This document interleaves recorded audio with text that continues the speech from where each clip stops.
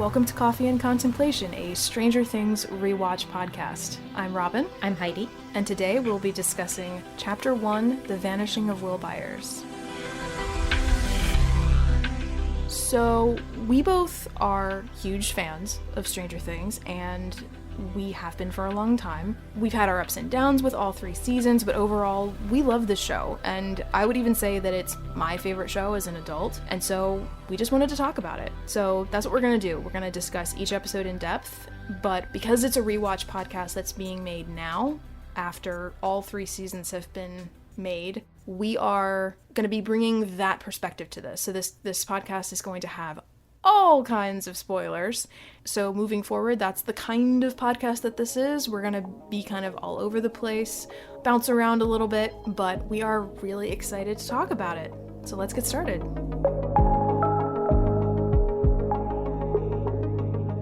I want to give a few production shoutouts.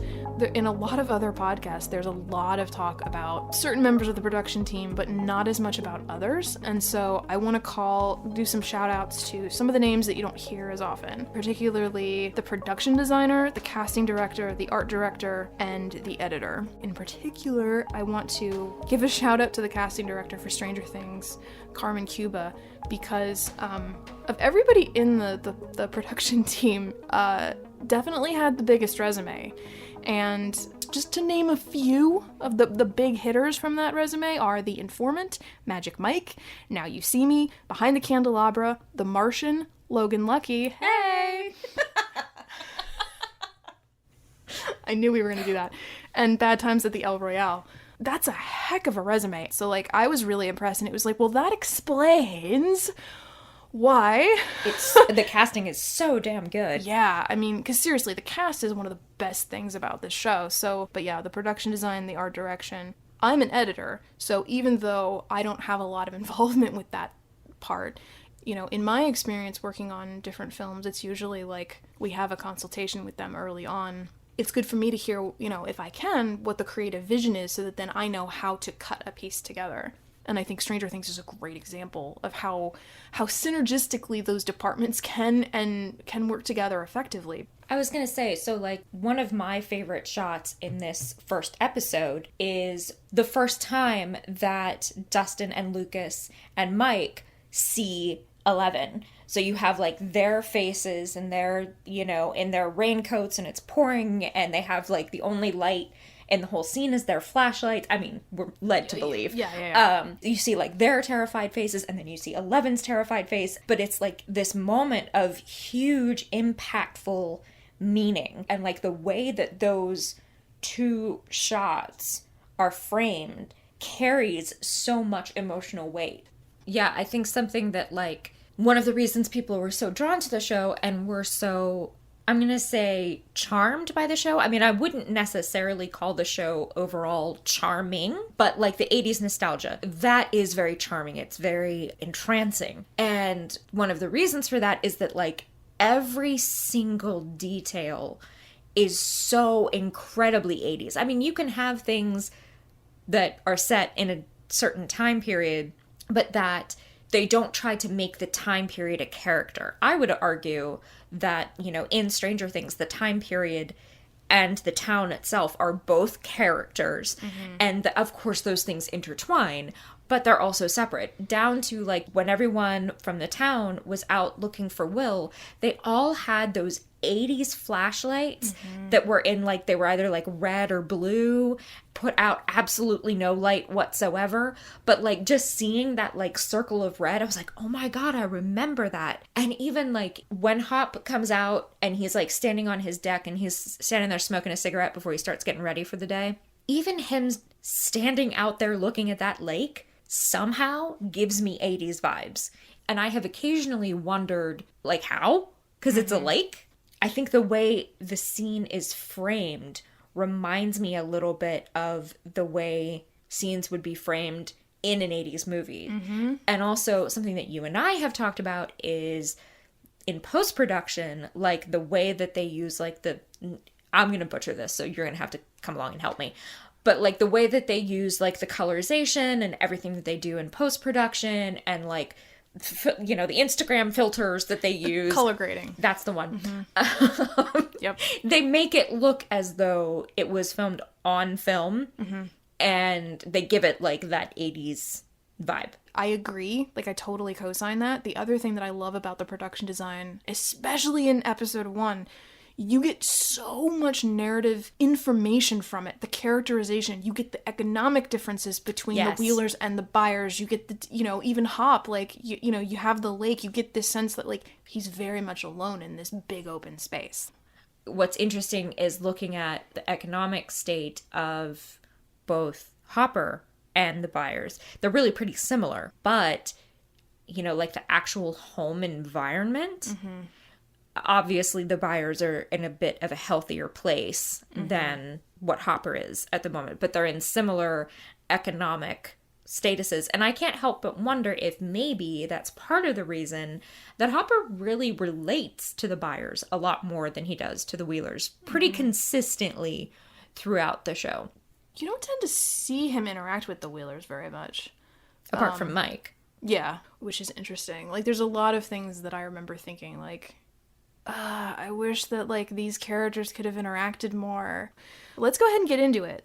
This is going to be a little bit different from other, like, rewatch podcasts in that we're not going to go through the plot chronologically, and already we're kind of jumping around.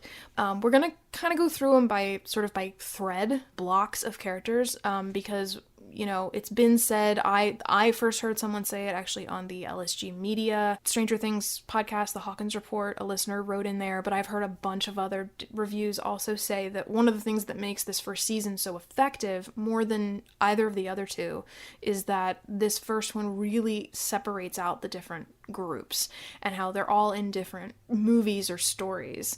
You've got the kids are kind of in their, like, Goonies, Stand By Me, kid adventure story. You've got the teen drama going on with Nancy, Steve, and Barb, but then you've also later got Nancy shifting into the monster, you know, the monster thriller slasher with Jonathan. Joyce and Hopper are in kind of a political, it's not the right word. Conspiracy thriller. Like, conspiracy thriller, yeah, like, sort of story. And then you've got the lab, which is clearly your sci-fi paranormal thing going on, which also includes 11. So, and 11 ends up joining the kids at the end of this episode, because then they all eventually converge towards the end of the season. So why don't we start with the kids, since that's kind of where the story starts. I always forget every time I rewatch the first season that it actually opens with the lab. I always think it opens with the kids playing D&D. Well, that scene in the elevator scarred me for life, so I don't forget that. In fact, I recently started a new job, and I did not leave the job that I left for the reason I'm about to say, but at the place where I worked before, there were, you know, we worked in this building, and when you pushed for the first floor, you could either, it was confusing, you could very easily accidentally push the basement button, because it didn't say basement, it said 1, and technically, like, the main entrance was on level 2. So I pushed, you know, level 1 one day at the end of, you know, a long day, and I was like, time for the homegoing, and the elevator, first of all, like, the elevator doors in front of me don't open up, the elevator doors behind me open up. Oh. That was strike number 1, and then I turn around, and there's this, like, long ass dimly lit hallway with, like, one flickering light at the end, and I was like, hell no. I'm like pushing the button. No. Like, I can hear the Stranger Things, like, lab, you know, the lab alarm in my head, and I'm like, no. Oh my god. That was legitimately a moment. So at one point I was in the elevator with another coworker, and somehow the subject of that came up, and I was like, yeah, like, you're gonna think I'm dumb, but it was like, I actually got, like, a little bit spooked, and they were like, 'cause Stranger Things? That's amazing. So fortunately I did not encounter a Demogorgon. Yeah, I ran. Yeah, understandably. And we can revisit that scene too, like, when we talk about the lab, but no, maybe I just block it because I'm always like, because kids and D&D. So going into the kids arc, I did not play D&D when I watched the show the first time. I do now. I really enjoyed D&D, but I remember even at the time being really impressed with how they presented it. It felt like it had been written by people that play D&D, love D&D, and were not interested in making fun of it. They just wanted to portray it from an earnest and sincere place. And the fact that the kids are actually kids, they're not teenagers, they definitely avoid this, like, teens who play D&D are losers, which I hate that trope. Yeah, it's garbage. But they don't even run into it here, because they're younger, so they're, like, using their imagination and whatnot, and it just felt very authentic, and there's so much quick characterization that happens. Like, you really get a sense of who those kids are, those four boys are right away. And they're so wonderful. Mm-hmm. And I believe that was one of the first, if not the first thing that they shot. That if that's true, I'm pretty sure that that's true, that they were able to convey that much just joint chemistry and, like, yeah, bonding. Like, I buy it. Like, I believe that those kids have known each other for years and that they've been playing D&D for years. Mm-hmm. And it was one of the reasons I fell in love with the show so quickly, was because of that scene. I would say, like, that is up there in terms of, like, an immediate establishment of characterization and an immediate ability to make you empathize with the characters, is up there with the introduction of Miles in Into the Spider-Verse. Mm-hmm. It's just instant. And, yeah, like, it does go a long way to sort of legitimizing playing Dungeons and Dragons, and it goes a long way to, like, unapologetically portraying Dungeons and Dragons, but, you know, of course there's also that foreshadowing there, because, you know, it's a 7, the Demogorgon got him, and also just, like, the really poignant moment of Will saying to Mike, it was a 7. The Demogorgon got me. I really want to get the, I feel like a terrible Stranger Things fan because I haven't actually yet gotten the graphic novel that depicts Will's experience through season 1, because I know it's out there. I just haven't gotten it yet. But one of the things I'm curious to find out is how he's able to not get killed/eaten when he's taken. You know, it's funny to not see Noah Schnapp's name in the credits and to remember that he's not in this season very much, because he is such a presence in the next 2, and he's actually a real strong presence in this one. I think, like, his very absence is a presence that has these, like, shockwaves throughout the entire town. You know, he's there for so much of season 2, and he's so pivotal in both 2 and 3, that it's like, oh yeah, like, this whole first season we barely got any on-screen time with him, the most of which is right here at the top, but you care about him, like, right from the jump. And I hadn't thought about this before, but when Will gets home, the fact that he calls out to Jonathan and to Joyce actually says a lot. He expects them both to be there. He thinks to run to them. They are people that he would run to, that they have a bond, that their family is close. Like, yeah, I think that's a good point. It shows that there is a level of trust there. And it's also just very, like, it's a very endearing, very natural response when you're a kid to just be like, Mom! You know? And it's, like, it's so evocative because the Byers' house is also out in the middle of nowhere. Mm-hmm. Like, seeing him run up that, like, you know, pretty much just the grass path, which is their driveway to the house. Mm-hmm. He looks so exposed. Mm-hmm. And I like, too, like, his interactions with the dog. Because the dog at first is like, oh, yay, Will is home. And, you know, is all happy to see him and everything. And then seems, like, incredibly frightened, of course, when the Demogorgon shows up.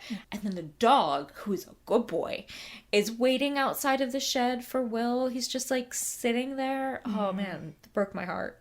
I actually kind of am really impressed, like, that the dog didn't get hurt by the Demogorgon. Like, the Demogorgon takes Will, but it leaves the dog entirely alone. I'm kind of, like, I'm really impressed, because that's not, and I don't know if they did that just because they wanted the beat a few scenes later where the dog is, like, clearly still upset and Hopper catches that, but I feel like that may not have been the same choice that they might have made in later seasons. So yeah, for real. Yeah. Also, like, last note about the dog, as a dog lover, I just really appreciate that somewhere in the history of entertainment, they let the dog live. Yeah. I'm not one much for the dog dying. Same. And I didn't even think about it. Like, I've never thought about it until this rewatch. I was like, yeah, the dog lives. That's pretty unusual in, like, a great way. One thing about that early sequence of them, that first scene in the basement that I noticed this time that carries through from there, and then also in the sequence later in the office, in the principal's office when the kids are talking to Hopper, is that whether intentional or not, you can see the connection between Lucas and Dustin right away. Mike is the DM, so he's kind of removed from the what are we doing, and then Dustin and Lucas get into the fight of like, no, do this, no, do that, and then they have this like bickering kind of relationship. Because then, in the office, they get into the Hobbit versus the Lord of the Rings argument. Who cares? And they're even fighting and hitting each other, like, over Mike, who's just staring ahead, deadpan, like, this happens frequently. I've heard some critiques lobbed at the show. They're like, oh, that comes out of nowhere in season 2. And I'm like, it's right here in episode 1. So, and I like that in that moment when they go in to look at the transmitter, the radio, that Lucas is the one, because you'll see him throughout this season be the one of like, we have to find Will. I don't care about this random girl we found. She's not the priority. We have a mission to find our friend. And it's like interesting that he's the one that says, when Will sees this, like it's him that thinks of Will first. Yeah. And that the other two are like, yeah, but it's him that thinks of Will initially. I was like, that's a nice touch. Like it builds on that believability. Also, Dustin's like, why are we going towards the place where Will was taken? Is sort of Max says something very similar in season 2. Like, why are you going towards where we heard the noise? Yeah. Max and Dustin's response in that kind of reminds me of, I had a exchange student roommate from Australia, and we were talking about how, in Australia, there are just an amazing range of animals who will very happily murder you. And, so, I was like, how do you deal with that? Like, what do you, like, you've got sharks, you've got snakes, you've got spiders, how do you deal with that? And she was like, if I walk outside and I hear something in the bushes, I walk the other way. It's just simple as. She's like, I've seen you Americans be like, what's that over there? Let's go check it out. Yeah. And, she just kind of thinks to herself, well, she was nice. Like, it was nice knowing you. Well, and that's one thing that I actually really like about the way that Dustin is like, he doesn't just seem scared. Like, he seems like we're not really prepared for anything. We're just wandering around. He's like, and that was why I joked about it, but I do actually like the fact that he says, without any weapons. Right. Like, what are we gonna do? We find a monster, we find a Demogorgon, what are we gonna do? Well, and I think that speaks to kind of like the genre difference, because Mike is coming at this from a very, and I mean this in a positive way, from a very childlike perspective. He's thinking about monsters, and he's thinking about how much he loves Will, and how he would do anything to protect Will. And I believe that. I believe that with my whole heart. But Dustin is actually coming at it from a much more adult point of view. Dustin is coming at it from a point of view that I would have towards the kids, which is, I'm not thinking about monsters. I don't believe in demogorgons. I do believe in kidnapping. I do believe in pedophiles. I do believe in, adults who mean children harm in one way or another. So the three of them going out by themselves with nothing but walkie-talkies, and none of their parents have access to these walkie-talkies. What if they did find Will? What if they did find the person that hurt Will? They could very, very easily be in a great deal more trouble going out trying to help him than staying at home. Which is, of course, why Hopper wants them to stay at home. Well, and Karen Wheeler also. Yeah, and those perspectives are absolutely valid. But what they don't take into account is those three boys are at the age where you can't just tell them to stay home. They're really starting to get into their own, like, to the point that it might actually be a little bit safer and more beneficial to let them join the official hunt. Just don't let them go first. Well, and I think even if they are thinking that it's a literal monster, I think Dustin is still like, well, we have no sword, we have no fireball, because we are not actually magically endowed. What's interesting is that influences Lucas, because then it comes up soon here where they, like, gather supplies. Lucas is like, I got a knife, I got camo, I got, like, my wrist rocket, I've got, like, he comes prepared. Shall we talk about Hopper? Yeah, let's. So when we see him, he's in bad shape. He is in very bad shape. One thing that is consistent across all of the arcs is that ability to immediately establish empathy with each of the characters. But even before we get into the station with Hopper, that whole sequence where, you know, he's sleeping on the couch, he, you know, obviously had a rough night or has had a series of rough nights because there's empty beer cans everywhere, the ashtray is full and the TV was left on overnight. And he's taking the pills with beer. Yeah, in the morning. Yeah. But even, again, like, referencing that scene where he walks outside and starts smoking a cigarette and is just, like, looking out over the lake. And shivering. You can tell there's insides there. Like, there's depth of... When I say a character has insides, that just means, like, there's depth of character. There's something going on there. It's not just a one-note performance. You can tell, like... I mean, yes, this is not my first time watching the show, but I feel like... even the first time I watched it, that I had a sense that this is not how he started out. This is something that happened to him rather than how he's always been. And then, of course, you know, you get into the office and see the dynamic between him and his two officers and between him and Flo. I love that sequence. Like, it was kind of funny, both in season 1 and season 2, when his truck rolls up in front of that police station. I want to stand up and cheer. I don't know why. I think a lot of it's probably because of the way it's shot, but also it's like, yeah, Hopper's here. Like, which I feel that way. Like, when Hopper, like, arrives, like, on a scene, like, it's like, yeah, Hopper's here, you know? Like, that's a good thing. But also, the way that sequence is done, that whole sequence is shot in such a way that we're supposed to think he is a badass. Mm-hmm. And I think it's deliberately done for two reasons. One, I think it's to contrast what happens when he actually gets into his office with Joyce, but also to contrast what we just saw him have to rise out of. Right. You know, like, morning, Flo, morning, boys. Like, how's everything going? And he's shot very, like, high. He's shot kind of high in the frame. Mm-hmm. You know, his shoulders filled most of the frame at one point. That whole sequence is one shot, which is interesting. Once he walks into the station, that's all one sequence. He's very dominant in that situation. Yeah. Both in the writing and the way that Harbor delivers. Also, just general appreciation for Harbor's performance.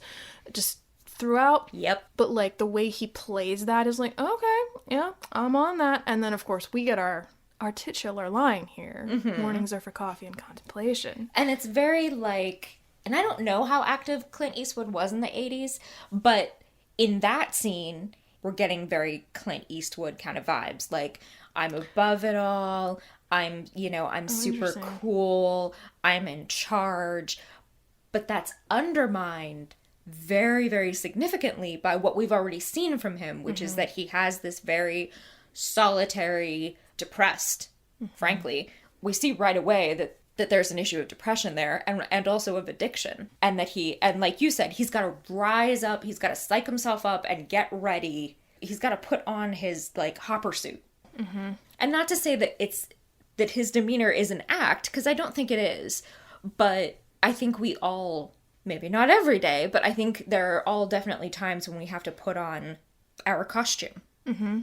And I love that then when he walks out of that main office area and he walks into the hallway, the music goes away, the lighting changes, he becomes smaller in the frame, like the frame becomes wider, and it's like it totally shifts. Like, he just sees Joyce and it's like everything shifts. Mm-hmm. And even though he kind of continues the vibrato a little bit, it's very different. In the scene with Joyce, I noticed this time, blocking wise, he is seated for the entire scene. She is standing for a good portion of it. Eventually she sits down, but it's just like, I liked that change, that shift, and also, like, he starts speaking more slowly throughout it, and it becomes this interesting contrast of, like, Joyce, who is so high-strung. Her whole body language and the whole scene, she's moving almost every moment she's on screen. General appreciation for Winona Ryder's performance. Yep.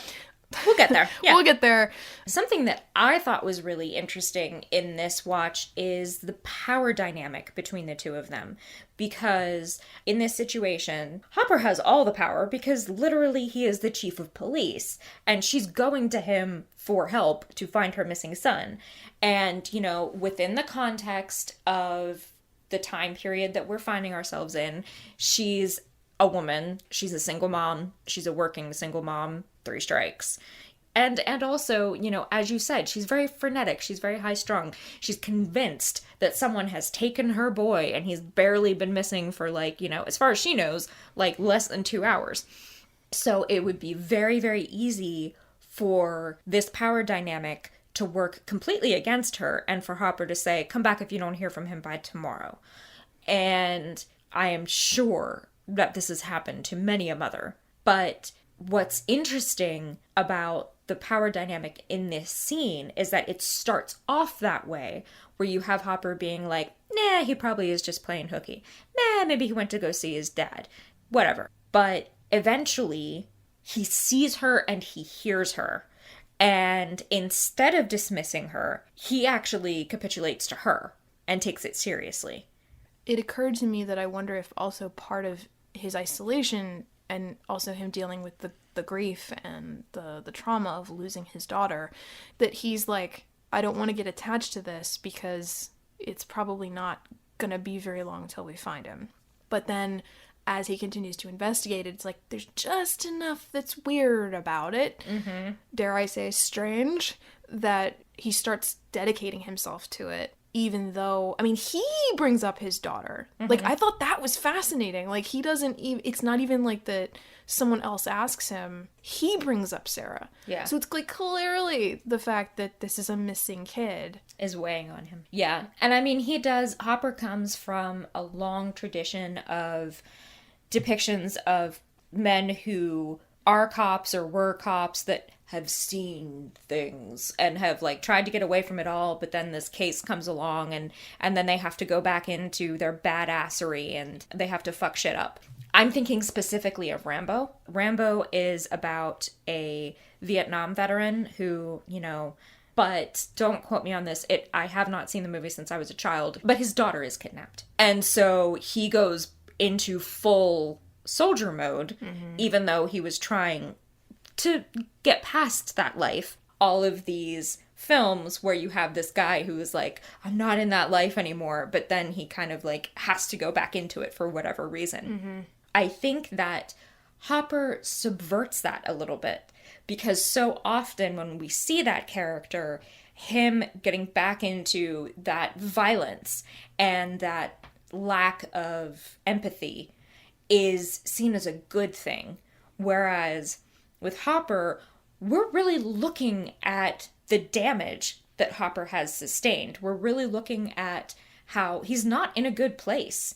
He's hesitant to sort of accept the call to adventure because he knows how dangerous this is for him emotionally and mentally. I don't think he gives a shit about the physical danger, but I think he is aware of his mental and emotional fragility, subconsciously if not consciously. And so I think that's why he immediately is like volunteering information about Sarah, because he's aware of how much this case is going to push his buttons. And that's before we even get into the whole 11 thing. Yeah. But I know that you had said you wanted to to address the scene, some of the stuff that gets said in the scene with Joyce. So the first time that I watched that first episode, my feathers got severely ruffled by the exchange of Joyce telling Hopper that Lonnie used to say that he was queer and called him a nasty word. And Hopper's immediate response is he? I did not like that. I thought Hopper was potentially victim blaming. And I still think that that's a legitimate reading. I don't want to take away from that. But what I noticed in this watching was the first thing that Joyce says is the kids make fun of him. They make fun of his clothes. And Hopper says, what's wrong with his clothes? And Joyce says, I don't know. And she's coming from this sort of like defensive place. And it's totally understandable that she would be coming from a defensive place because she's his mom. She's the one who buys the clothes.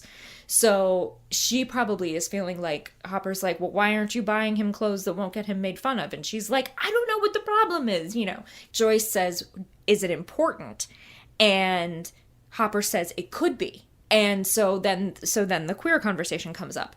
I kind of wonder now if there might be room for a more sympathetic reading wherein Hopper's asking these questions because they are important. Mm-hmm. If Will is getting bullied or if Will has been abducted by someone because they think he is queer, that is important information.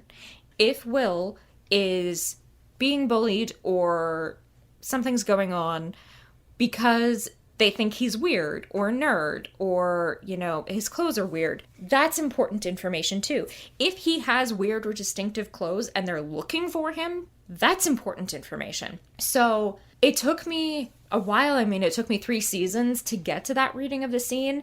I still stand by my initial reading of it in that we can't know what he means by, is he? And I think the knee-jerk reaction to that is always going to be like, Hopper's being a jerk. But now, with the benefit of knowing more about Hopper, I'm not saying we misjudged him. I'm just saying I wonder if there's room for that reading. Because Hopper also delivers it kind of peculiarly. Like, he delivers it very deadpan. It's very much like, is he? Like, it doesn't convey a whole lot of judgment either way. It's always sounded to me like, okay, don't beat around the bush, just tell me what the situation is. Like, it's, you know, the fact that he doesn't respond to the use of the term that Joyce uses, Lonnie uses, that's the part that bothers me. Yeah. Is that there's no acknowledgement of, like, his father calls him this. Yeah. Yeah, I remember that you were very, very, like, I don't know about this guy. Yeah. Yeah. The only other comment I have about Hopper is later when he does go to the Byers house to bring the bike back and he's starting to investigate, and I like that you do get a sense that while the other cops are lazy and they're not on Hopper's level, they're not total morons. Right.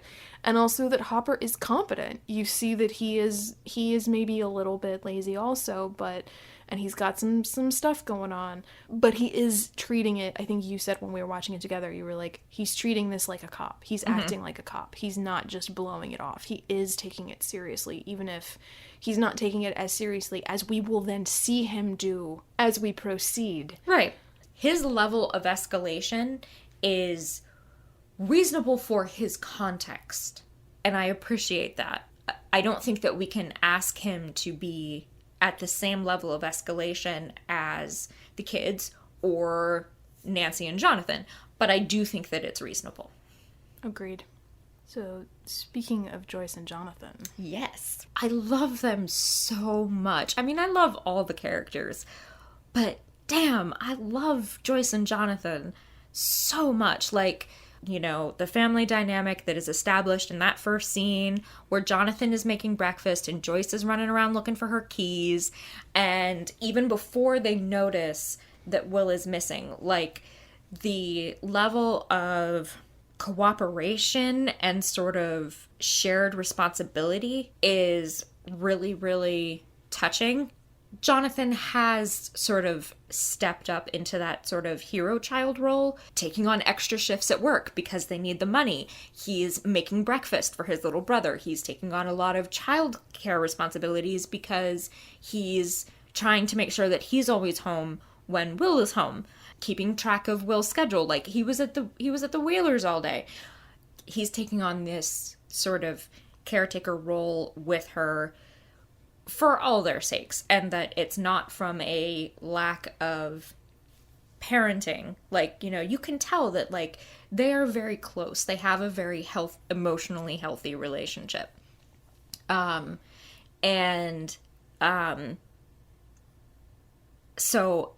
Well, and he'll tell Hopper later. He says she has anxiety problems, and so it's kind of like, you know, I watch that first scene and go, like, he's trying to, like, caretake her as well. Yeah, he is. Absolutely. In terms of, like, again, like, in terms of trying to help her track down her keys, telling her that he's taking extra shifts to try to take the money. And when she's like, no, we talked about this. You can't do that. And he keeps saying, like, well, you get the impression that, like, yeah, she is coming at that from a place of, you're a kid, I want you to be a kid, like, I gave you the responsibility of looking after Will, but there's the underlying thing of, I don't want you to be taking all of this extra work and worrying about something that you should let me worry about. And him being like, but I want to because I have to, because we need the money, you know. Just thinking of Jonathan's characterization. Not that he doesn't fall down, because we see him fall down in terms of, you know, his behavior in this season. But something that I appreciate about Jonathan's characterization is that he also is a sensitive kid. Very much so. Like, Jonathan is a very sentimental, very nurturing person. He's artistic. The intense way that he is nurturing towards everyone he cares about, honestly, including Nancy even, in this season, is very uncommon. And his, like, you know, active role in being a caretaker for Will and, you know, just really wanting to be there for his family above any of his, you know, other self-interests is, like, it's admirable in that it makes me like his character, but it's also an admirable way to write a teenage boy. I think we have, like, one template for teenage boy, and, you know, you can have any characterization you want as long as it's exactly this. And he kind of breaks that mold a little bit, and I really appreciate that.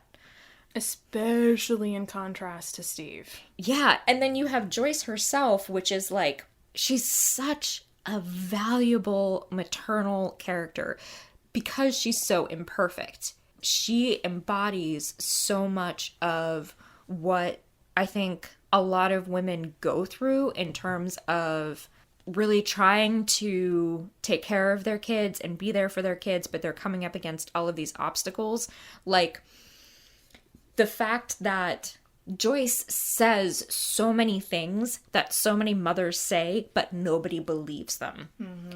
And that happens throughout this season, but it's already, like, very intensely started in episode 1. Like, she shows up at the police station and she's saying, somebody took my boy. You have to find my boy. And the time when, you know, the call comes literally from the upside down, we know it's Will on the other end of the line. And she says, like, I know it was him. I could hear him breathing. I know his breathing. That sounds bonkers, but she's right. Every single time throughout this entire season, and I would argue throughout the entire show, she says something related to her boys that sounds bonkers. She is absolutely right. And I just think that that's really a beautiful way to validate the maternal experience. Because so often women are right about what's going on, but they're not listened to with dire consequences. And I just, you know, and again, like, Winona Ryder's performance is just so fucking good.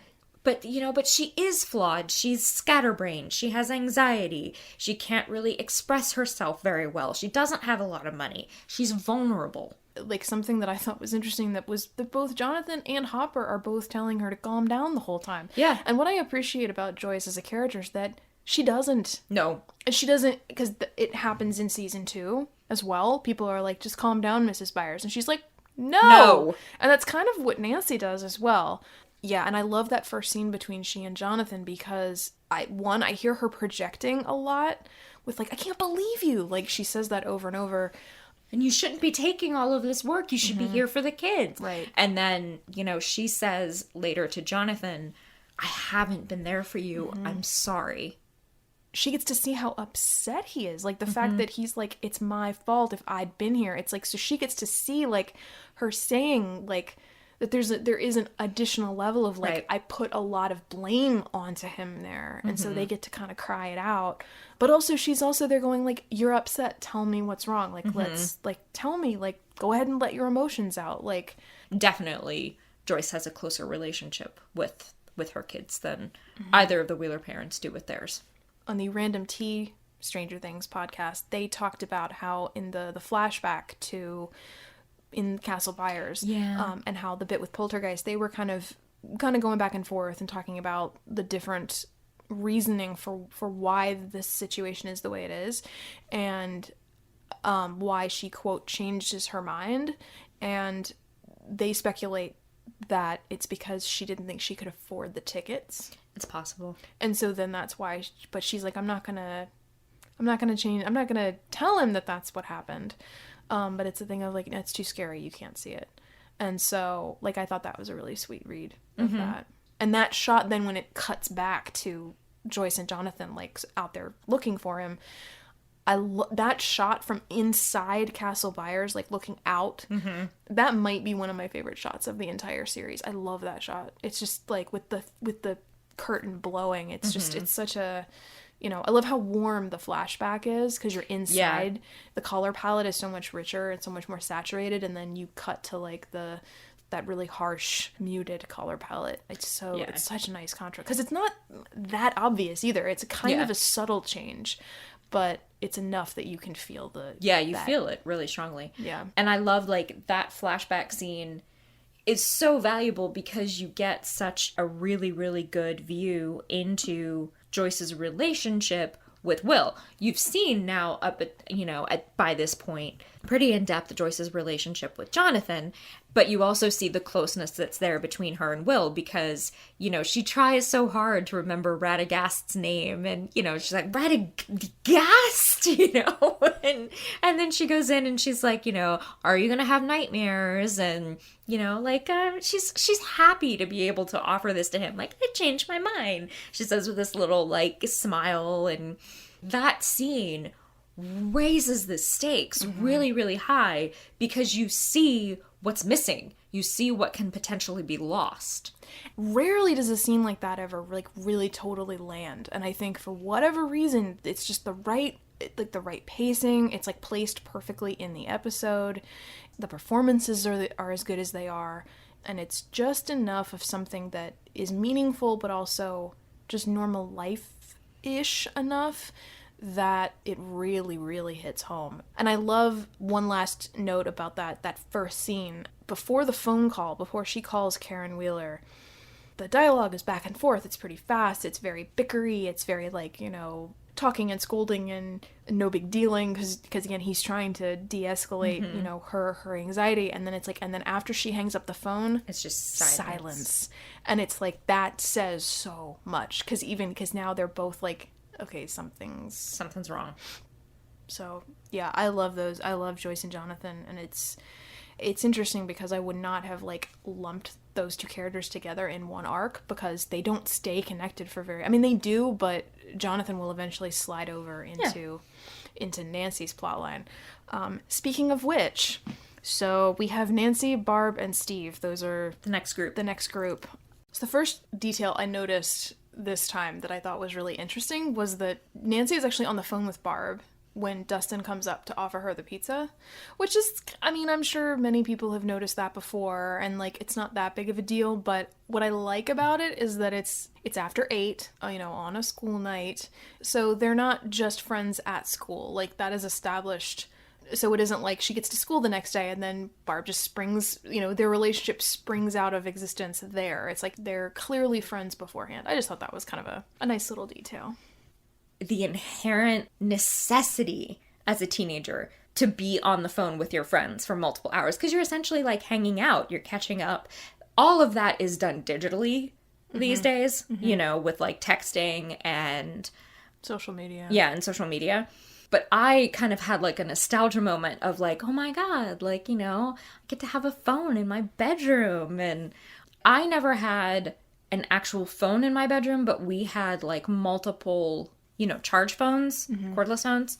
And I would be, like, in my room with a cordless phone for ages. Until the battery ran out. Yeah. And, like, one of the most common punishments among, like, myself and my friends when we were teenagers was taking away phone time, which was just torture. And also like the whole thing of calling someone's house and like their parents picking up and being like, can I talk to Sarah? You know? Or like, because something that I was just thinking now was like, did Steve call? How do her parents not know about Steve? But at the same time, I also remember, I mean, I don't remember what exactly the stratagems were, but I remember like teenagers having elaborate methods of disguising who was calling who and when and why. So it's entirely feasible that Steve could be calling her and her parents could have no idea, you know. Barb is going to call me at 7:30 tonight, or... Yeah, exactly. You know, why don't I call you?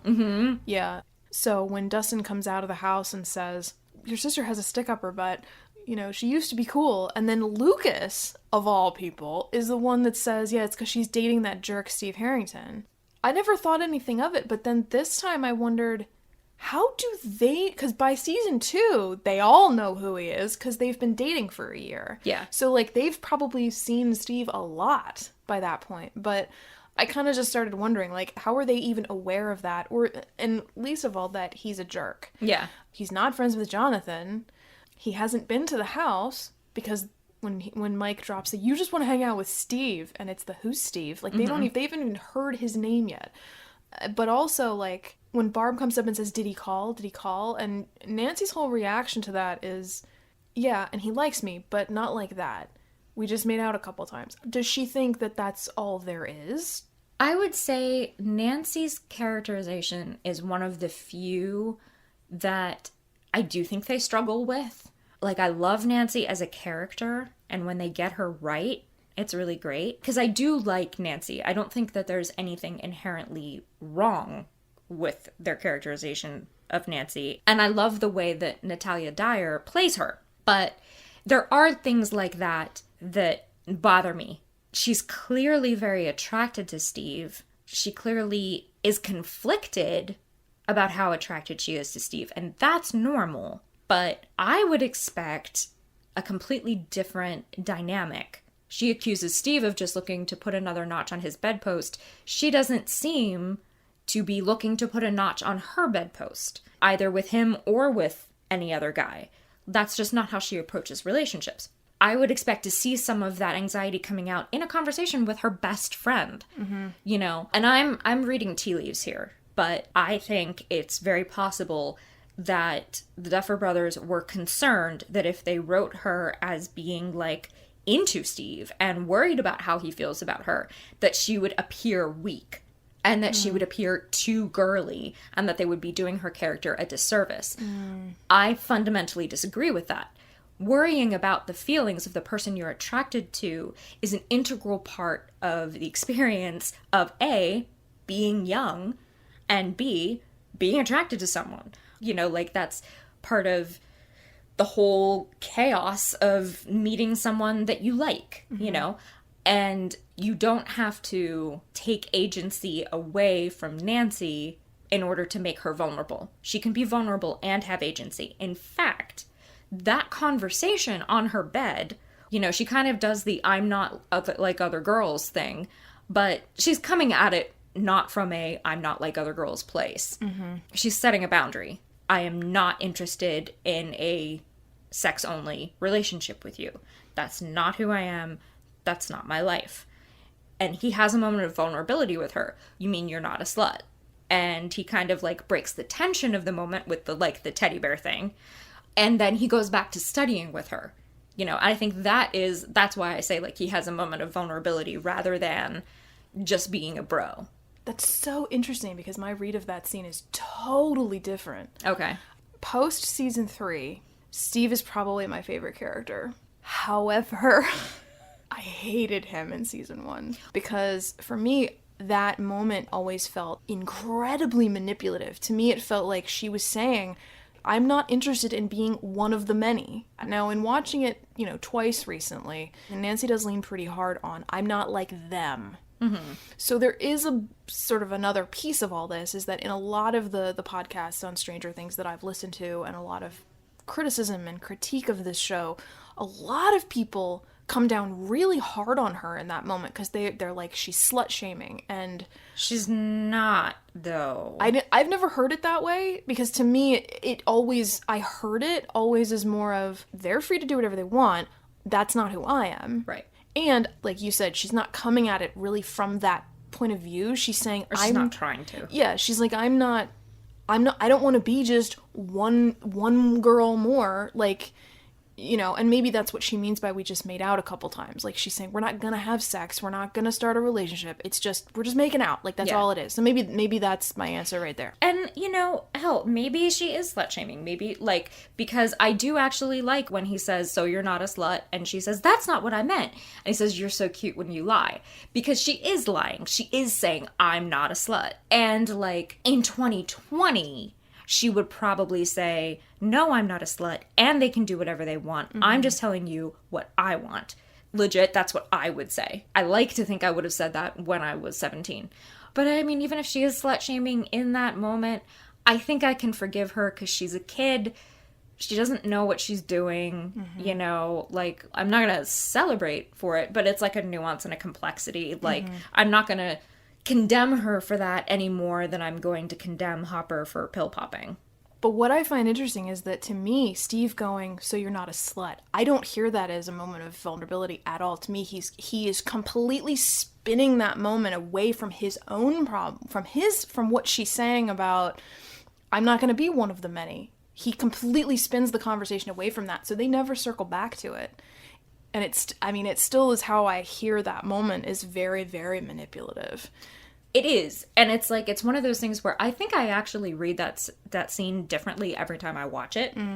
When, like, at the very beginning, when she's like, come on, no, we gotta stop making out. And she gets frustrated and said, is this the only reason you came here? And he says, no.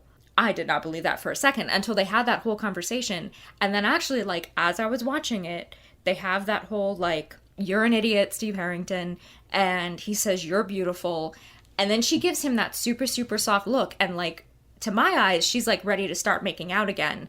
And then he leans over and picks up the flashcards. That, to me, is what saves the scene. Because everything up to that could have been very, very manipulative. But the fact that he's like, okay, I hear you.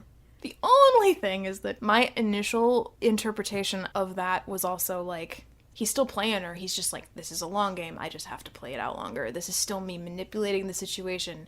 I don't actually think I believe that anymore, because having seen it could be. And, like, I'm not trying to say that he's a choir boy. Like, I hate him being like, if I get an answer wrong, I take off an article of clothing. And if you get an answer wrong, you take off an article of clothing. Like, she had clearly set up the boundary of, I want to study. She said this, like, multiple times. Yeah. And then he spun it around into making out. Yep. And that's when she finally really, really put her foot down. She should not have had to do that. Well, and escalating it from making out. And also her saying, like, my parents are here. Yeah. Like, and I hate that I laugh at the line where he, like, looks around and he goes, I don't see them. Like, yeah. Don't like that line, but it's funny. Yeah, I mean, one of the things that's been well documented at this point is that, you know, that they weren't expecting that character to become what he became.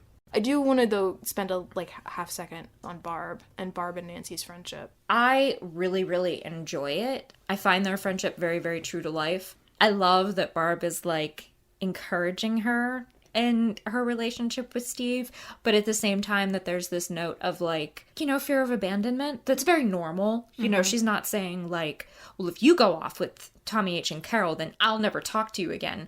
It's a playful, like, don't leave me behind as you get super popular, you know. Nancy's response to that is very much like, girl, please, you know. And then when Nancy finds the note from Steve in her locker, like, Barb shifts right back into, like, oh, you were saying? You know, there's so much affection in their friendship. So much props to Shannon Purser for giving us Barb in, like, so little screen time. And yet she has this intense presence to the point that, you know, there are cutesy little books that are supposedly by Barb, like How to Be a Best Friend by Barb or whatever, nice. You know, and she is a fully realized character. But yeah, I love her and I love their friendship. That dynamic is so valuable.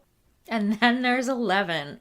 she is so compelling. Millie Bobby Brown's performance is so arresting. And again, another shout out to Carmen Cuba, because, I mean, that is the perfect casting. Mm-hmm. The second you see her face, you are with her. You're like, you know exactly who she is, what she's thinking, what she's feeling, even though you know nothing about her. I mean, the only thing that I'm kind of like, about in this episode with the way she's shot is I love the thing with the bare feet. I love that. But like the slow pan up, I'm not sure. I don't like it. It squicked me a little bit.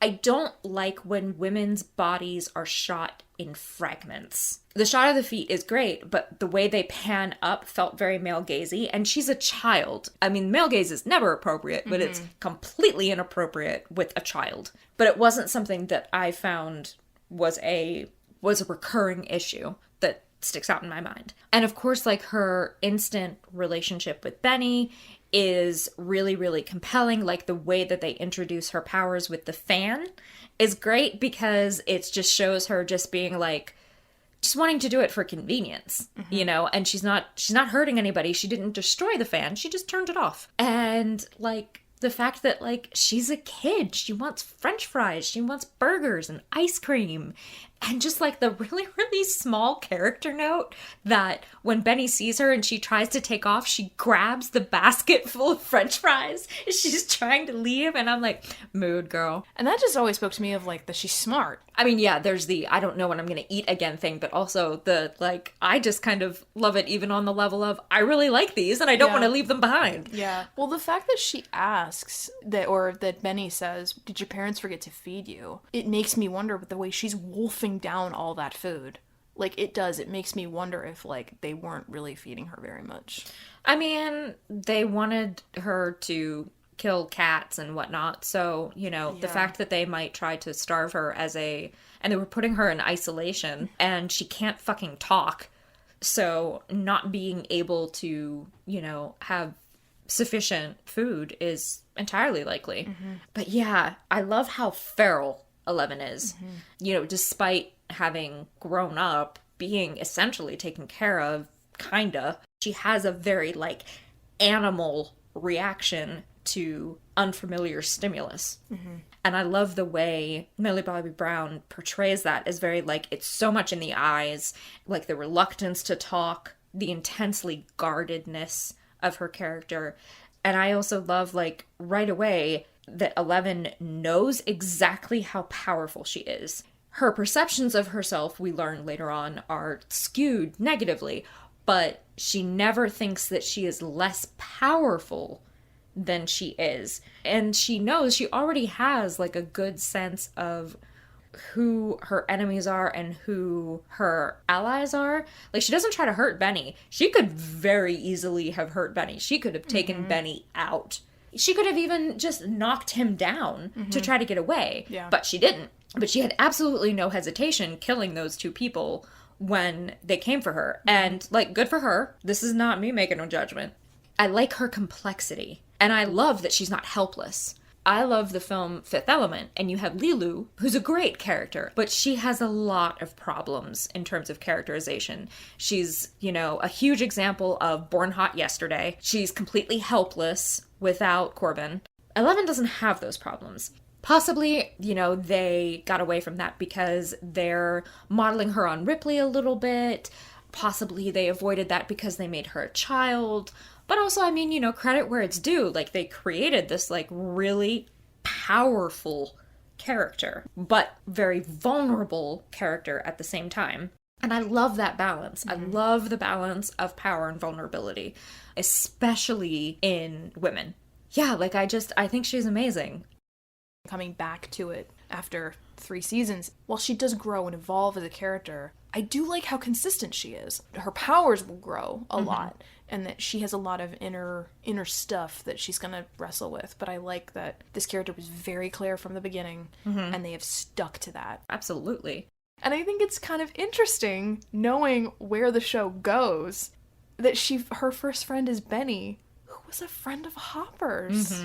So it makes sense that she would end up having, like, this close relationship with Hopper, because Because Benny.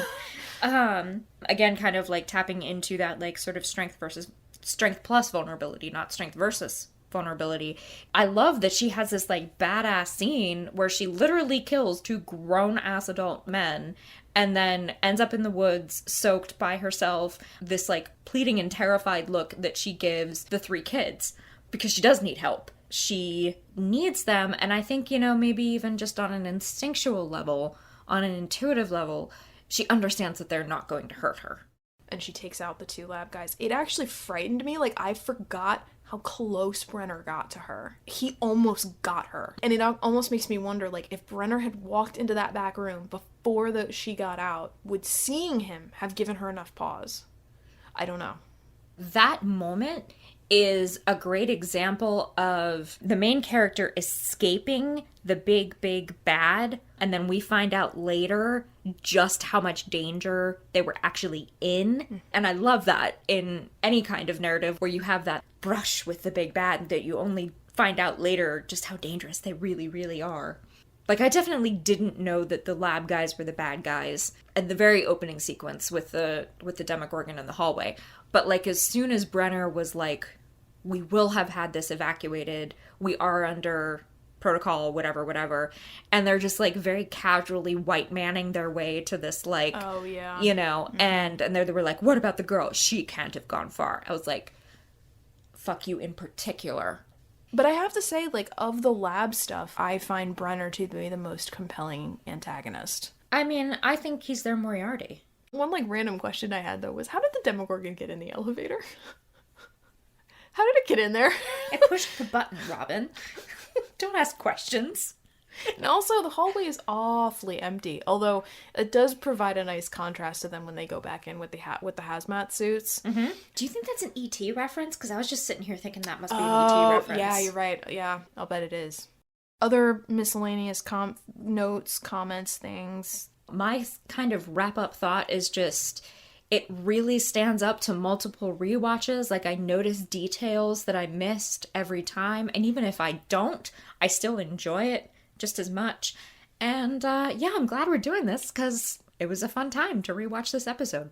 Same. Yeah, my overall takeaway from this episode was that, yeah, I can still see why it was so compelling for so many people. I can see why it took off so fast.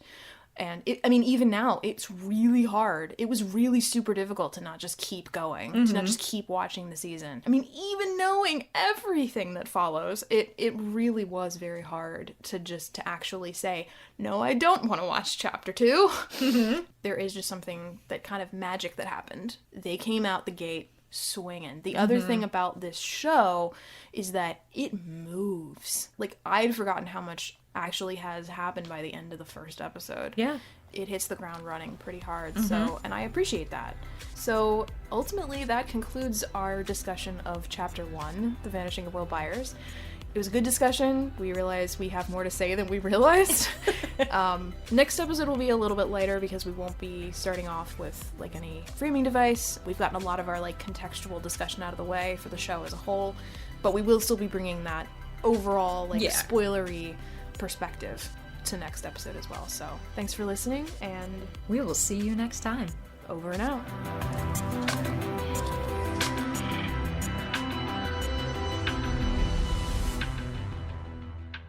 It's so weird, like, he doesn't have the signature hairstyle yet. Oh, yeah. It shows up, it starts to show up next episode, but it's like, yeah, his hair looked very different. I was like, wow, they really...